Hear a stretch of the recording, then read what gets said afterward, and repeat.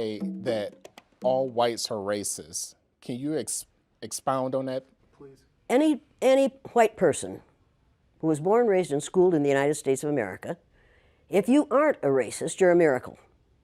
Either that or you decided to educate yourself. Because education in this country is about white is right, brown's all right, black's got to stand back.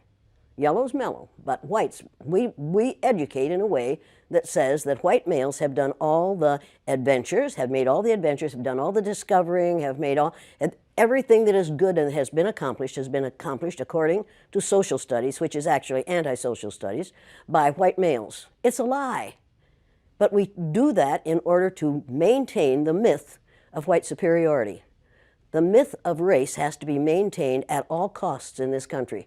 Because if white people have to give up the color of their skin as being something that makes them perfect, what do they have left? If we start teaching the truth about history, if we start teaching about Nile Valley contributions to civilization, it will totally change the way we conduct ourselves in the classroom. It will have to. Columbus didn't discover America. You can't discover a place where people are already living. But we celebrate that every October. It's a lie. We need to get over, we need to stop telling the myths and start telling the truth. So when you tell people that they're racist, and it must have some kind of effect, because most people will say, I'm not racist. I'm not a racist. Why, some of my best friends are black. Right. Yeah, and then you say, name one. Or this one, I don't see color. And when some woman says to me, I don't see color, I say, I knew that if you saw color, you wouldn't dye your hair that way.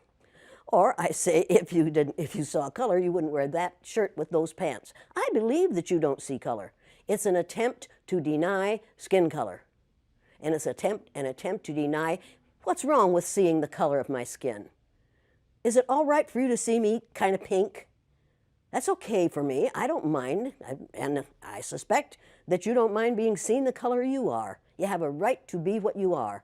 And until people in this country and people in this world get it into their heads that the first modern human beings that evolved on this earth were black women. They evolved in sub-Saharan Africa about 280,000 years ago, and every human being on the face of the earth today has the memory of those black women's genetic structure in their genes. Now, we don't want to admit that, but that's the way it is. And as people moved farther and farther from the equator, their bodies produced less and less melanin, so their hair, their skin, and their eyes got lighter. As they moved into the east, they ate a lot of fish and a lot of vegetables, so their skin took on a different tone. I found that out when I was raising little kids. My husband worked in a supermarket. He was the head of the produce department. And they had lots of oranges that they couldn't sell, so he'd bring them home, and I was feeding my kids orange juice like you never saw in your life. They began to have an orange cast to their skin. I thought they had a liver problem. So I took them to the doctor, and she said, what are you feeding these kids? I said, well, lots of orange juice. She said, stop it if you want them to stop being orange. Now, if you think that skin color isn't anything other than the body's natural reaction to the natural environment, get over it. So if all white people are racist, according to you, can they be reprogrammed? Of course they can. Of course they can. Of How? course they can be. It's called education.